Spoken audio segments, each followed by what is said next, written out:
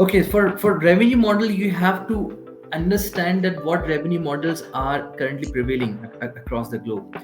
So you have, okay, like, because I am actually representing the technology industry, and I'm representing here the finance, the segment.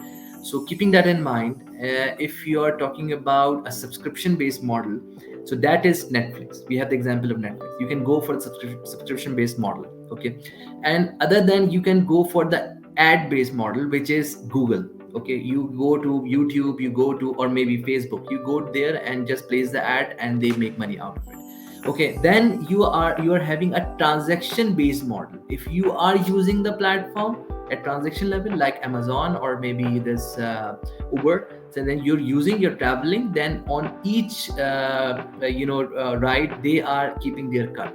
Okay, from the driver or the captain. So this is what they are making. And same way Amazon, that if they are selling 100 products, they are keeping certain commission out of the product. So this is these are the example. Like, first I explained subscription based model, example is Netflix, and the next example was the Google, which is ad based model. And the third one is that you are going for this transaction based model, which Amazon and this Uber or Kareem are using at the moment. And quite interesting for the startup, that's now the fourth one is actually more specific to startup, is freemium. We call it freemium. Okay, the example is Grammarly. So most of the people are utilizing this feature, and it's quite helpful as well. So they are offering free of cost.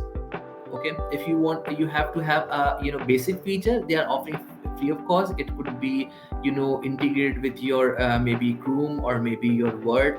But if you want to properly utilize it, you are a professional content writer like yourself, and you want to properly utilize, should go for the paid version. Okay, so it will start adding value for you. Okay, so the person like me who is just drafting few emails, maybe 100 emails per day, and it is quite helpful for me to use for the free version. But the person who is on daily basis generating the content like yourself, he definitely needs Grammarly. Or the person who is struggling in writing, who's amateur, who's not familiar with the professional writing and all that, definitely he needs Grammarly as a solution. So definitely he's going to subscribe for that. So this is how the freemium model works. Like, initially offer your product as for free, and make the user habitual of your product, the convenience what your product is offering, and then you say, okay, fine, if you want add-on features, please pay for this amount. And then it goes to the subscription based model.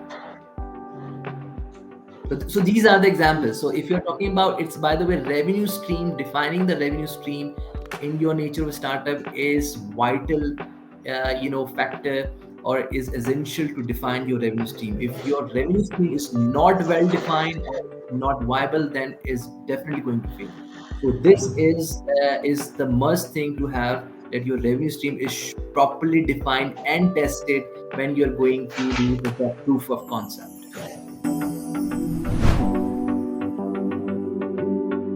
Okay, so as I referred, that we need to do for the product research or market research, as I already explained, that to assess the market feedback, how your target market or your niche, your identified niche, is going to respond to your product. Okay, that's the first thing. And the next thing is that if you have done that exercise, then you have to build a pocket friendly prototype for proof of concept of your product. If proof of concept is done, what's the proof of concept? You have to understand. Okay, so you have to test your product in your friends and family circle, or maybe in your university, or maybe at your office or your workplace, where 100 of people are working, or maybe in your locality. Okay, so you just go there, reach out to them in your locality, maybe 100 houses are there. That's the proof of concept. You have to, how you to approach the proof of concept, and test your product in that particular area. If you got a positive feedback, like people found it really interesting product, okay, and they say that yes, go for it, it's going to fly. Okay, and we can see that it's a multi-million dollar startup, or maybe a unicorn. So in that scenario, that you have the comfort from the proof of concept side, you have trial and tested your product. Okay, So, and the proof of concept is done and dusted, and now you are fully ready to make it operational. Okay, so this is how that you are going to prepare for a proof of concept. So proof of concept is a really important factor which is backed by, you know, the research you did at initial phase, which I already responded to, I think your question 2 or question 3.